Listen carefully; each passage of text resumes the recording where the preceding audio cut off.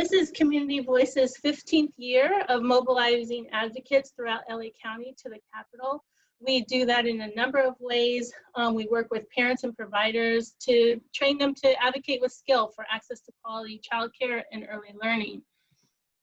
This is what we do, our tagline: educate, empower, and advocate. So we educate through trainings like these and workshops to give you the tools that you need to be a great advocate for yourself, your family, and your community.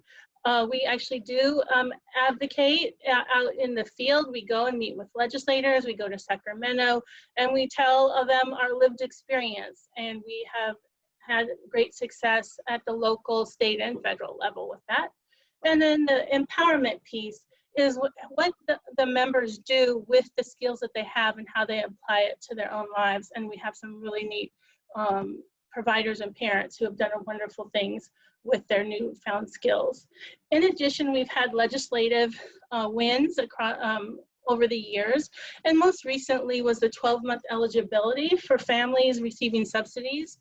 And then we also are always asking for more funding because we have too many children on the waiting list. So we didn't get our $1 billion for babies, we got about half, but this year we were able to not have provider rate cuts. And a lot of you shared your experiences, and that really was influential in the administration not including that in the budget this year. These are some of the members in action. We've go to Sacramento. Some of them are on the local Child Care Planning Council. We have a member who was elected to the El Monte School Board. We have a member who was appointed by the governor to the Early Childhood Policy Council. And then also some of the members get to go to different leadership development programs. And one of those was at Mount St. Mary's, the Women's Conference. So I just love to shine a light on our members and the amazing things that they do. So, but today we're going to be learning a little bit more about Capri Maddox, and then we're also going to learn about the newly established Civil and Human Rights Department. And we're also going to hear about how LA City is responding to COVID-19 with an equity lens. So today our guest is Capri Maddox. She is the Executive Director of the Los Angeles City Department of Civil and Human Rights and the Chief of COVID-19 Response Equity. Previously, Ms. Maddox has served as a Senior Advisor to the City Attorney Michael Feuer and Executive Director of Partnerships for LAOSD for a year. And she was also the President of the Board of Public Works as Mayor Villaraigosa's appointee. And there she managed 5,000 employees and a budget of $1.8 billion. She earned her Bachelor's of Science and Master's of Public Administration at Cal State LA. And she got her law degree from Pepperdine University School of Law. So go Waves. Welcome, Capri. Thank you so much for coming and joining us today. Oh, thank you for having me, September. I'm delighted that we finally have a chance to work together. And I really am very grateful for all the voices that are on this call. I definitely want to be of service. Fantastic. Well, I think you being of service is what you do.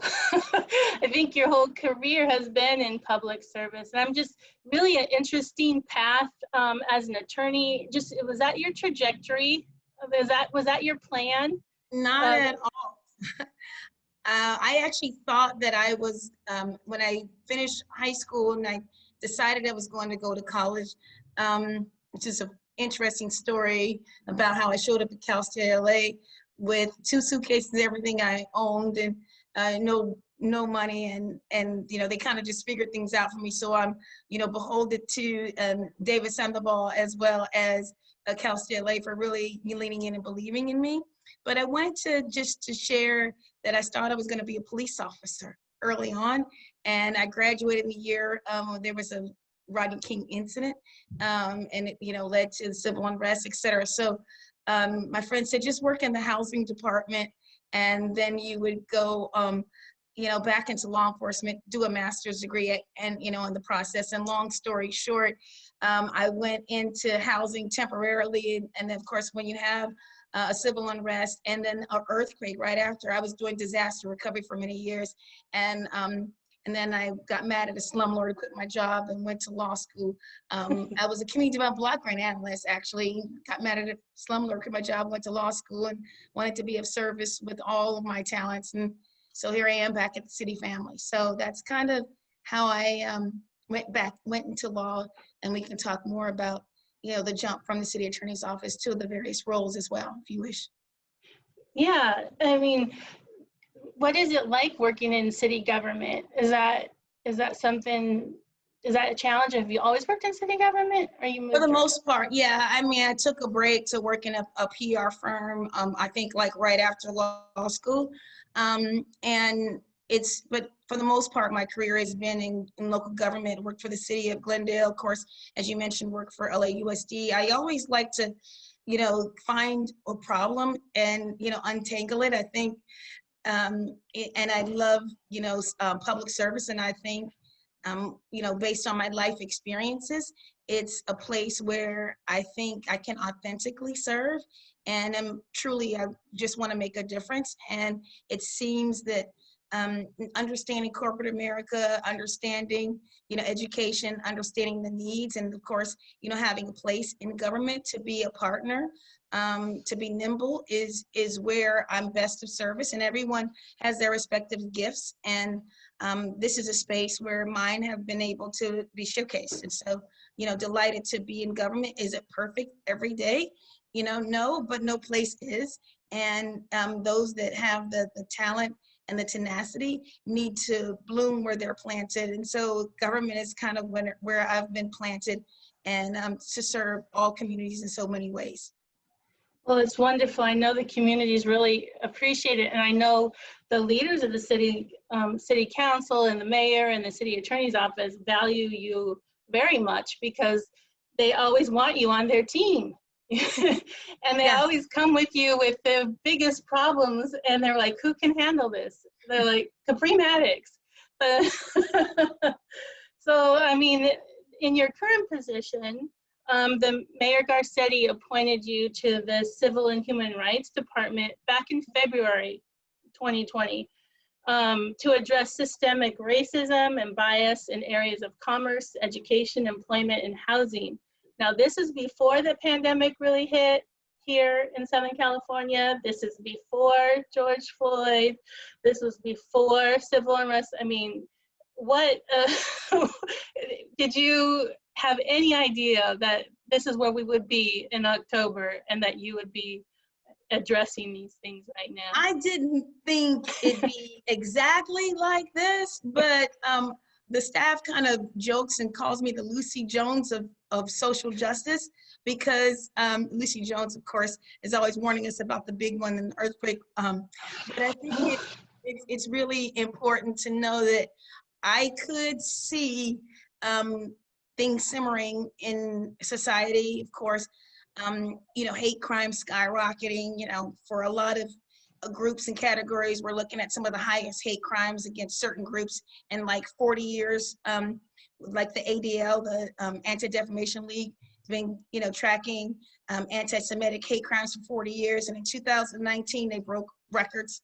And unfortunately, the record breaking doesn't stop the Jewish community. We're talking, you know, transgender community, and definitely communities of color. I know the API community, and of course, we have more hate incidents that are caught on tape that are happening against African Americans and Latinos here in this city and in other cities around our nation. And we also have leaders that are encouraging certain crimes and incidents to happen, and you know, empowering militias, etc. So, I mean, I didn't know where it was going to blow, but I thought, you know, one place or another. And quite frankly, I would advise everyone to pay attention to, you know, be aware of the fact that it may not just be in one place. And I've just said this one thing, and I'll say it quickly. If you guys saw the movie, The Inconvenient Truth, where they warned about global warming, you know, almost 2 decades ago. And long story short, they told us and they warned us there'll be more storms more frequently, more intensely if we don't deal with this. and more fires. And that is the same thing that I feel in this moment, that if we don't bring equity to the table as far as educating our youth and investing in our youth, they're not moving anywhere. When they turn 18, they're going to be right here. So we have to invest in them and invest in their lives.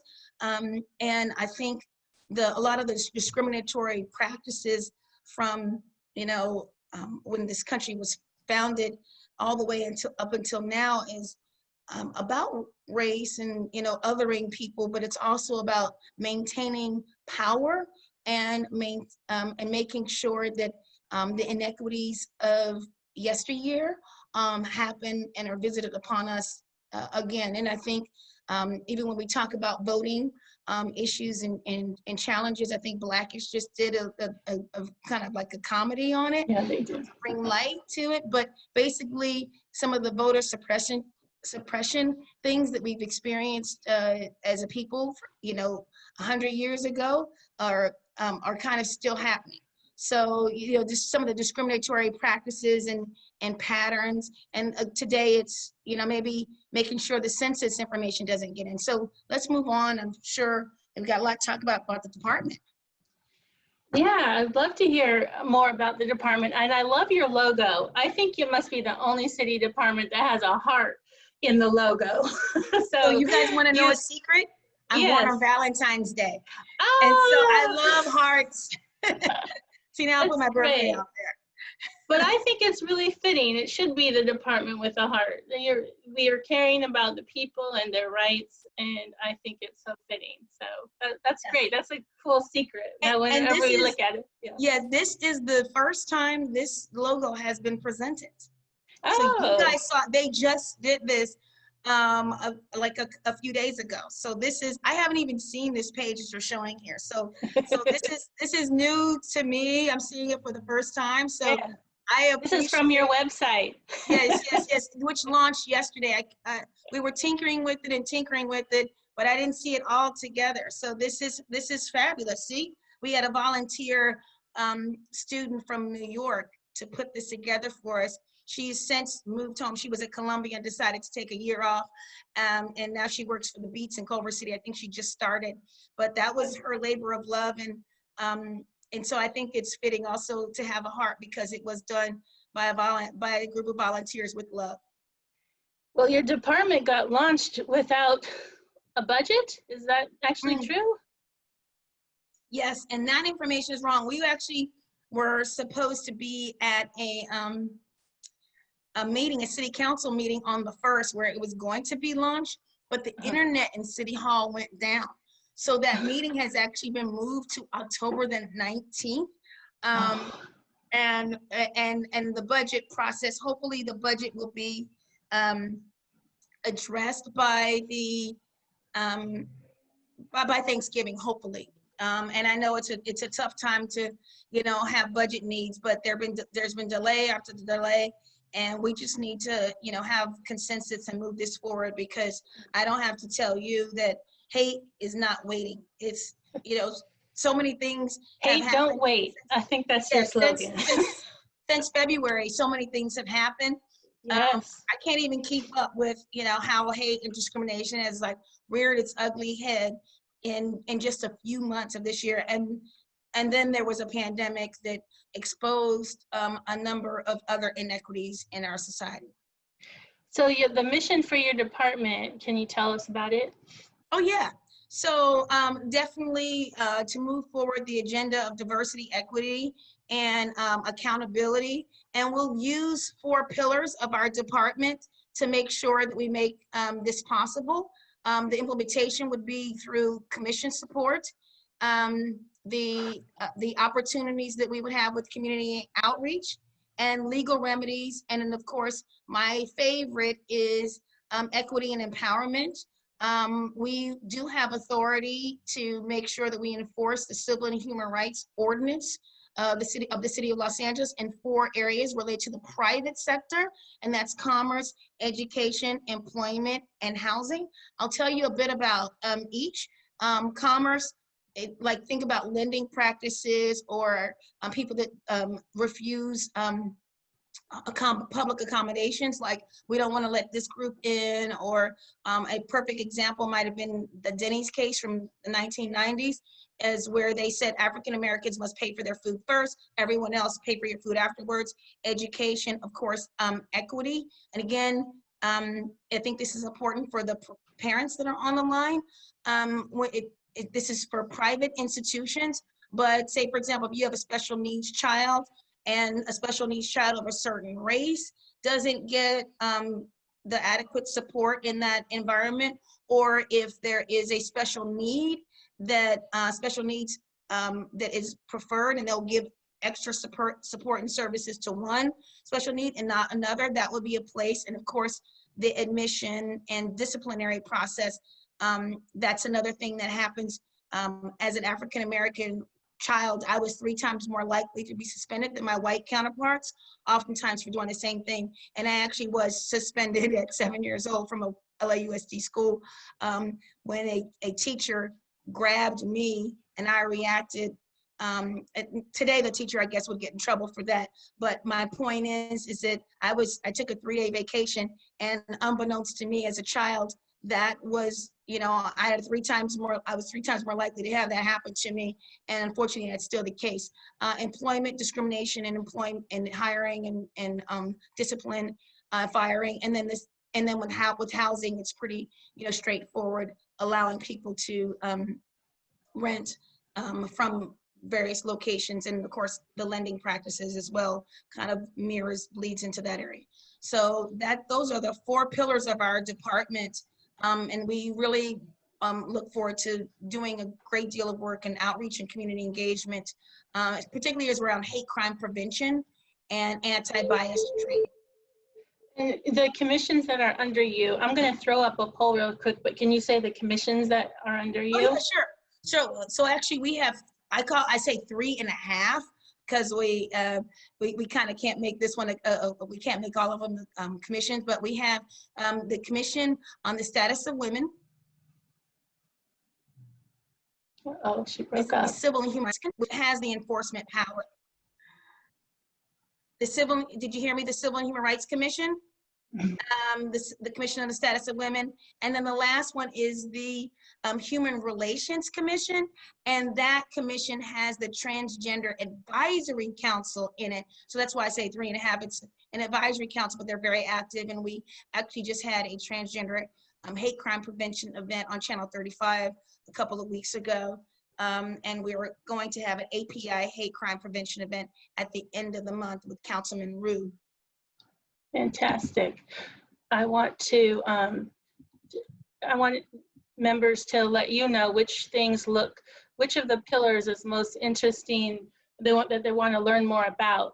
And so I just throw up a poll, whether you want to learn more about the outreach and community engagement, legal remedies, equity and empowerment, and commission support. And also, this also helps them know how can they reach out to you and how could they get assistance too. So as they're coming in, I know which one I want to know more about. When I went on your site, I won't skew the poll until I close it by saying this. But, we need to have free and fair elections. Just saying. I'm just saying. Okay. Okay, just 5 more seconds, people. They're coming. I did let them choose more than one because they all sound fascinating. Okay, end the poll and share the poll. So the outreach and community engagement is what most of the folks on here are most interested in it, and that makes sense because we are a community organization that you would probably want to outreach to, and our members would want to learn a lot about you, and I think we're the community you want to reach. So I think it's a good pairing. The other one was the equity and empowerment, and on the site it was talking about programs for upward mobility, and that's why I kind of wanted to hear a little bit more about that one. Oh, great. Yes, as it relates to upward mobility, we really want to focus on getting people into the middle class and beyond. This is this is really important. And when we talk about equity, we want to be sure that we level the playing field. And so this will be programming around college and career readiness, having an opportunity for people to learn about how to be an entrepreneur, how to have a union job, learning more about financial literacy, home ownership, and just any way that gets people into the middle class and beyond, and meeting people where they are. So if when you're recruiting someone, the first generation or for college, for example, to know exactly how to talk to their parents as well, because when someone's first generation, they're going to go home to a family that may not have benefited from the college experience. And so you want to recruit not only the student, but a family. And particularly if you're talking about taking a girl to a different state, if a girl's interested in going to a different state to fulfill her college dream.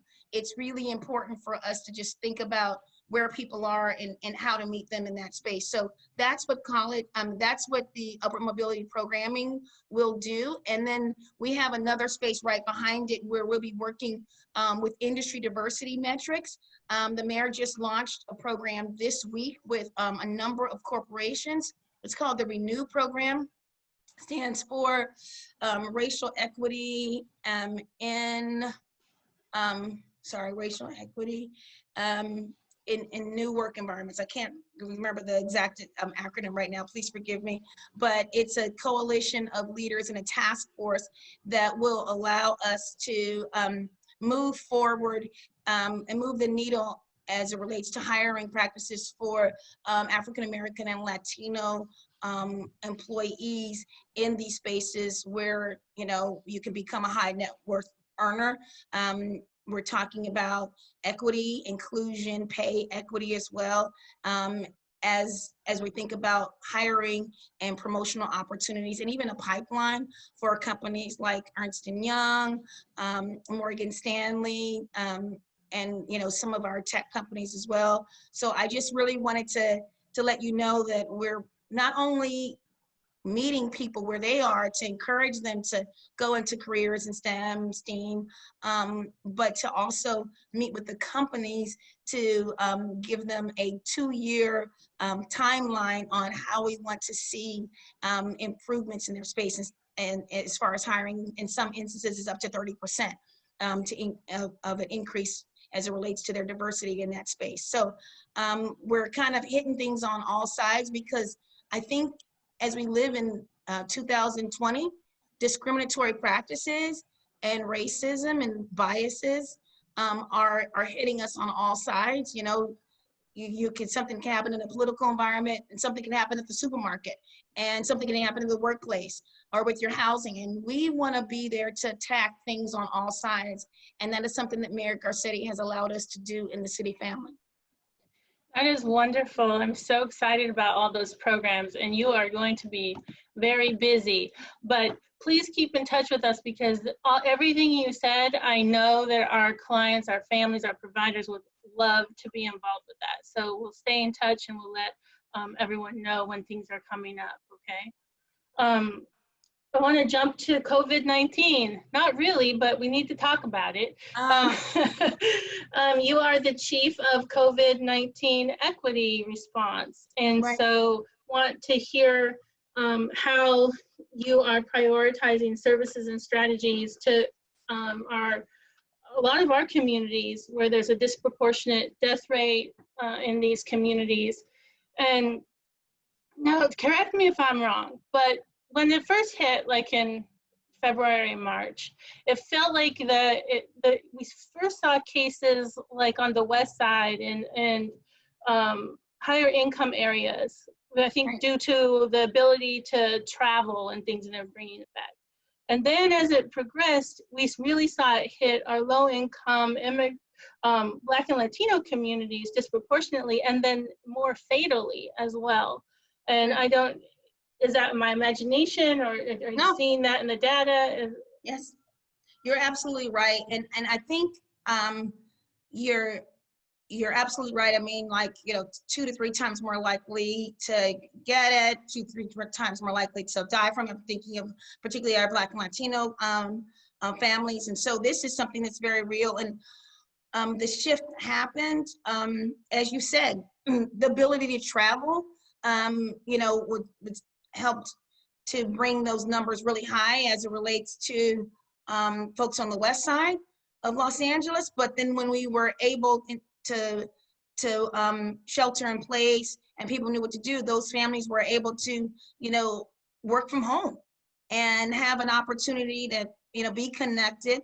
Whereas our Latino and African American families, and even our API families, a lot of times they were essential workers.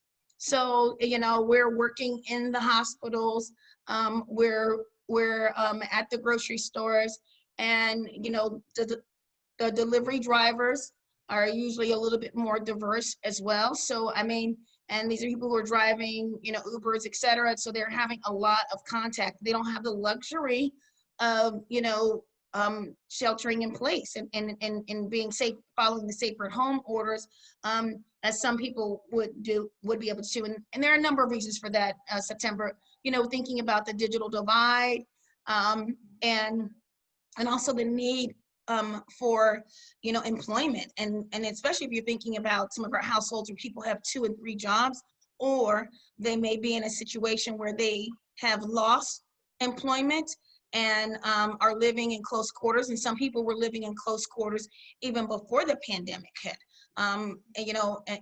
intergenerational households.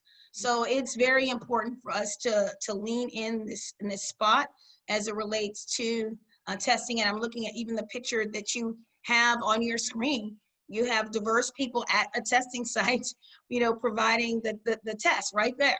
And so it's very important for us to lean in to serve this community. And I think in our policy equity lens piece of the empowerment and equity and empowerment piece, it's essential that we deal with the COVID crisis, because this could be a problem with pre-existing conditions that could lead to other comorbidity factors. And of course, a lot of people in our communities have had challenges in this area. Of course, living in food deserts is a policy initiative that we want to eradicate. We want to be sure that people aren't at risk by having, high blood pressure. Our numbers are higher with high blood pressure, obesity, diabetes, and even asthma. I had asthma as a kid, so it's just, and apparently that's a factor that is a comorbidity factor.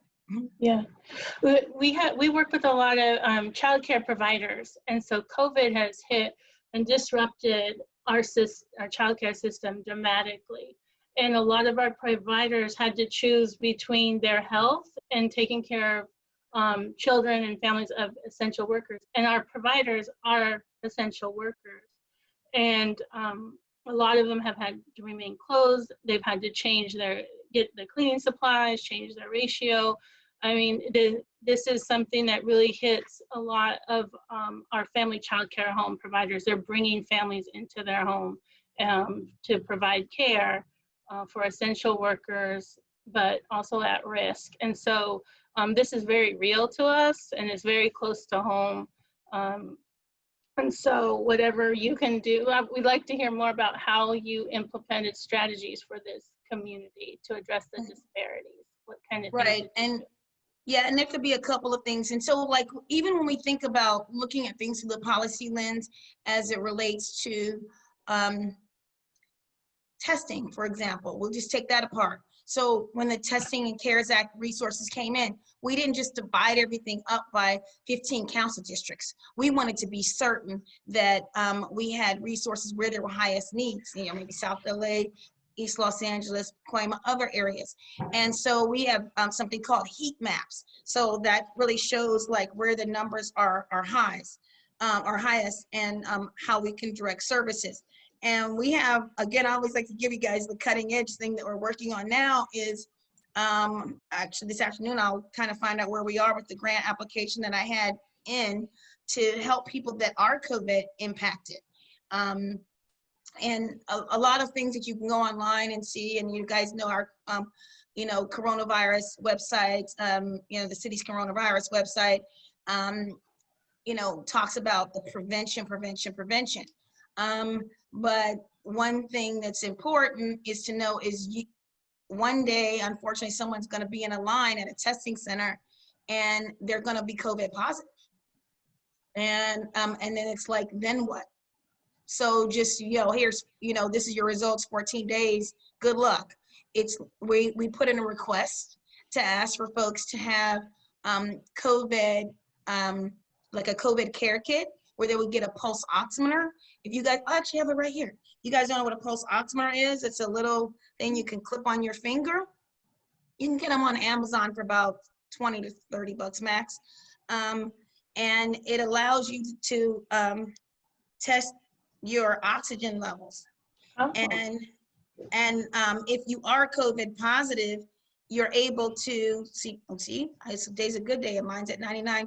If you could, 99 is my number. So you're supposed to be in the high 90s with your blood oxygen level. If you go below, once you get to like 80, that means you probably need to go on a ventilator. So what we do is we want to be sure that if you're COVID positive and you're, testing yourself, we're also interested in giving thermometers, food services, as well as PPEs, because this is adorable. But if you know you're COVID positive, you might not want to just have a cloth mask. You might want an N95, especially if you're living with grandma. So, but let me get back to the pulse oximeters. So your numbers are supposed to be in the high 90s on a normal day. If you wake up and your number went from 97 at night, and now it is, at 89, that's a big drop. So we need to pay attention and get you services and help, because again, once you go to 80, you're most likely going to be on a ventilator. And we know that 70% of people that go on ventilators do not come off of them, or come off of them alive. And so that is one area where we're interested in helping and in serving. My application was in for Leimert, to service Leimert Park, as well as the Boyle Heights area. Another thing we've done, of course, is when you think about even the COVID testing, remember in the early days when you had to drive up to a location, you had to go online to get testing, to get a test. You had to show your driver's license. And then you had to speak the language of the test representatives. And so now we have more equity in that space. And even our office just recently funded flyers and flyer translations, and about 7 or 8. We have that link. Okay, good. Good. So as you can see, we have a number of tools that we're working on, and as it relates to anything that we have, happening now, I think it's important to know that you can also reach out to us, on our website. And I don't know if there's a way that I can put that in the chat, or if, I don't know if I have any staff on the line. We have it. Isaac will put it in. Okay, good. Thank you, because I had to figure out where to type and how this works. I'm still getting used to this whole routine. It's unfortunately become our new normal. And the thing that I really wanted to say is normal wasn't working for everyone. So we need to be really strategic as it relates to how to deal with things once the COVID pandemic is behind us, meaning the contagious part of the pandemic, because we want to be certain that we don't leave people behind. And even when it comes to our students, and as we try to educate our students, my son is 14 years old, and he's supposed to be in a class upstairs. So I hope he's doing it. And so it's really hard to parent, and you can't watch, and you're especially when you're working. But I wanted to encourage all parents that it's tough for everyone, but I know for, our parents and our providers of young children, this is extremely challenging, oftentimes because, they don't know to, keep their face mask on, or, what to do when it comes to being safe and staying safe. But we're here to serve, and I can talk more about other things that the department is working on, if you wish. Well, we're a little bit over time, but I want to make sure we have time for some questions that they've asked. The one here is how would you get one of you showed the device, the oxygen thing. What did you call it? Pulse oximeter. Pulse oximeter? Yeah, so basically it's the word pulse, like check your pulse. And then oximeter, it's OXIMETER. And somebody can type that up, or Google search on pulse oximeters. So like I said, this one I got from Amazon for like $20. That's what they wanted to know. How could they get one, and how much was it? And there are other outlets. I'm just telling you where I got mine from. But you'd rather have it and not need it than need it and not have it. So, unfortunately the day, and by the way, check it, because my son actually, full disclosure, caught a cold. It was just a one-day cold about a week and a half ago. Long story short, we went and we were tested. I pulled out my pulse oximeters, and I didn't know how it worked. So I put the batteries in the wrong way or something, and it wasn't working. And so you want to make sure that you test it out once you get it. Okay, cool. And if you have any other questions, folks, put them in the Q&A. Let me see what else. We have some questions here. Yeah, the workshop the information will be available.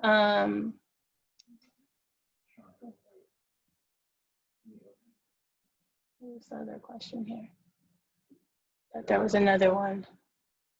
There's one in the open. Okay.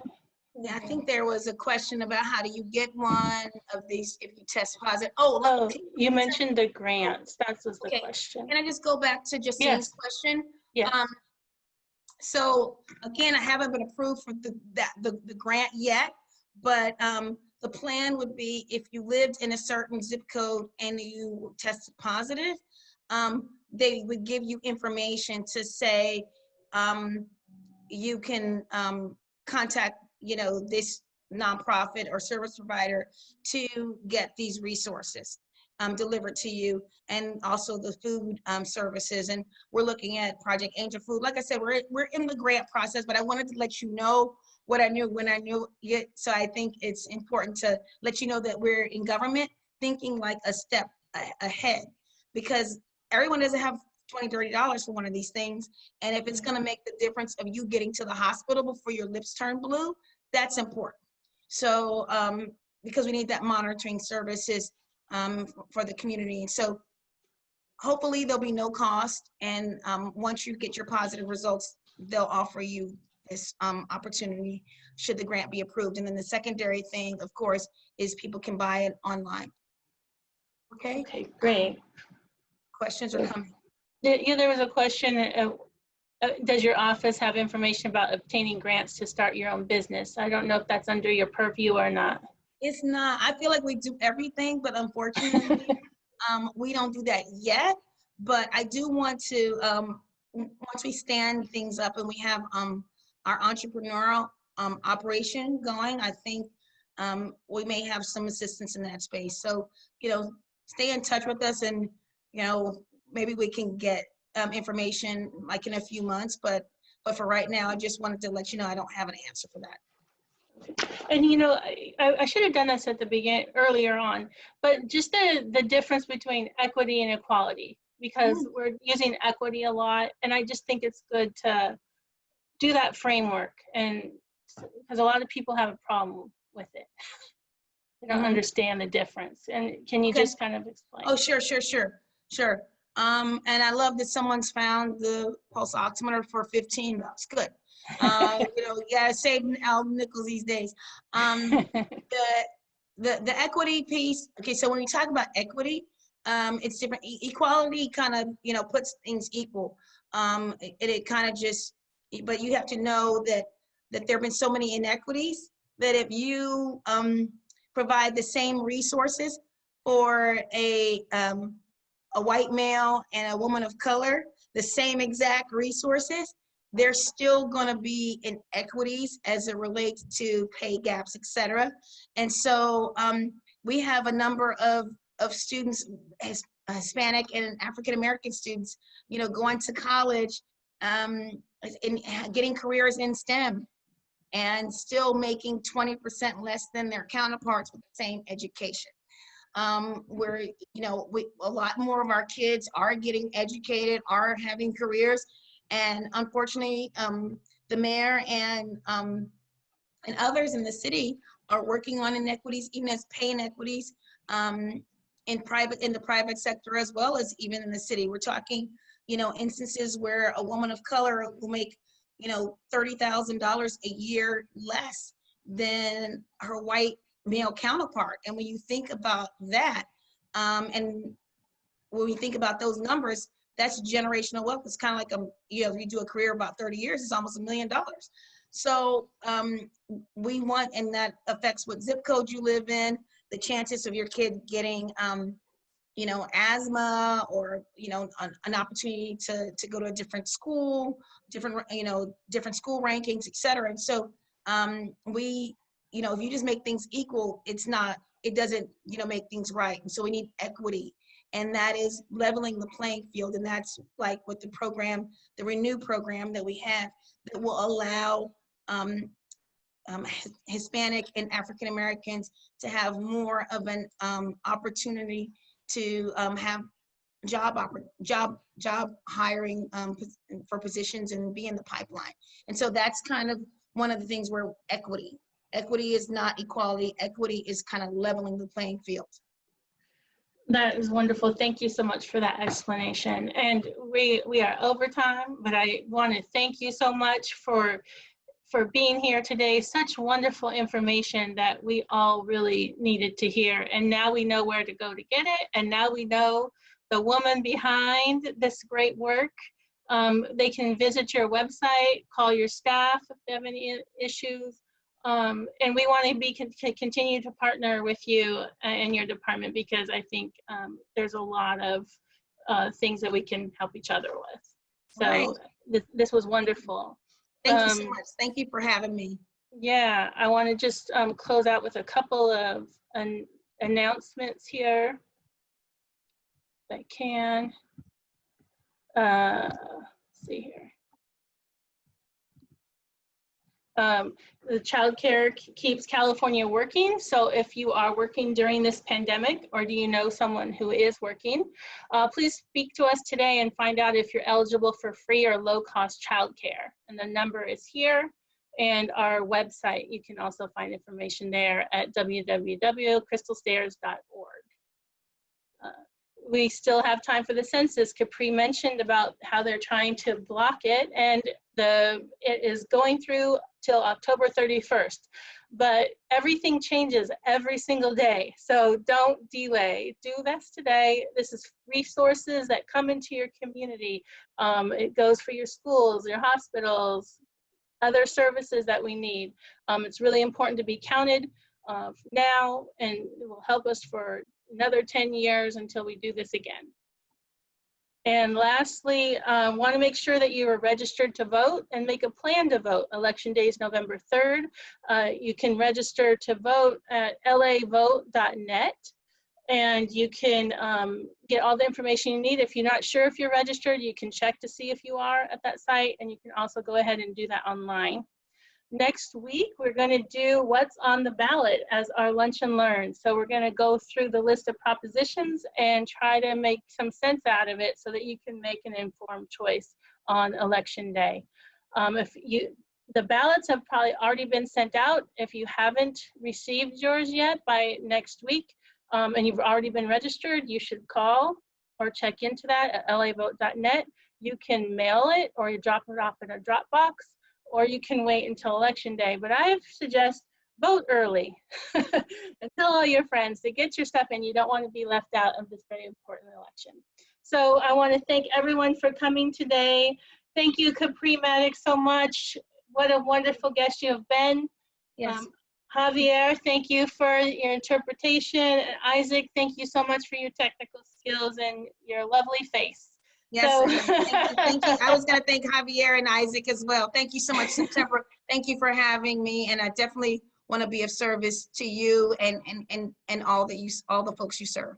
Take care. No worries. All right. Keep the faith. Bye now, everyone. Thank you. Bye. Have a great weekend. Bye-bye.